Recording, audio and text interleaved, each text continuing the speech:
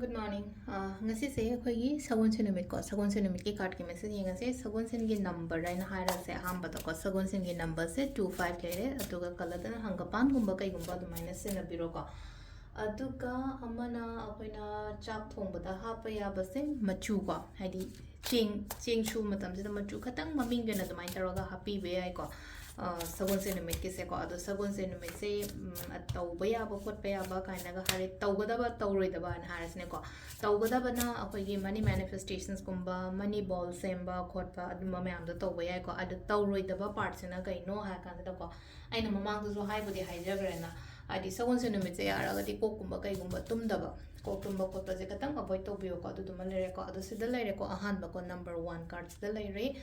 number 2 cards da lere then number 3 cards lere ko ama khala se ko ahan ba khansira ani shu ba khansira natraga ahum su ba khala khansira ama khala se ko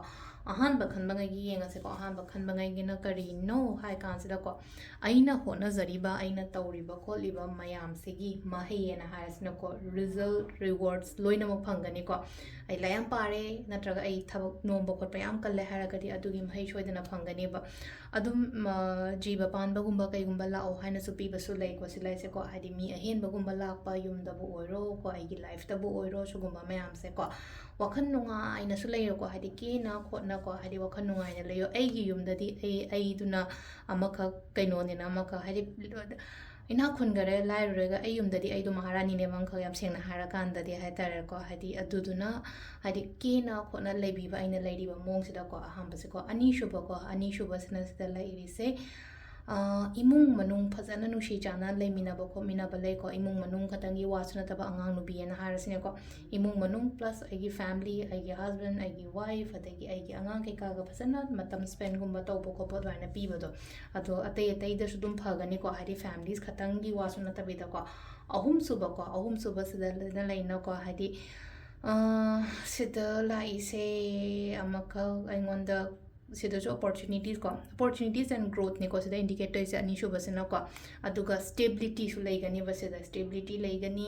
adagi hadi se lai se ko hadi growth and promotions kumba kai kumba dum su dum piri ko hadi thaba income kumba kai kumba dum minus struck toroga dile oi lei ko chawkhat pa pi bo ino oba da dain toroga ina tawru bo thaba kumba da aduga mi mateng kumba kai kumba su mai su la kane ko sida lere ko gi card ki message ko timing sa pi deng ase ko timing sina mari ga mini yang khai hum doi de na taru ka minute ko mapan phang lere ko adagi mapan ga minute nifu dagi na ani ga minute kun taret phang lere ko adagi pung mari ga minute ani dagi na nungdangi nipan ga minute kun taret phagom lere aduga athengba ahingi na pung 13 ga minute 13 dagi na ahingi 12 ga minute nifu phang lere ko adonga nonga lamdai gi na ani ga minute manga dagi na mari ga minute yang khai mari phagom lere ko sisina koi gi ngasi gi na phaba timing ado sida lere koi gi daily card message ma'am thank you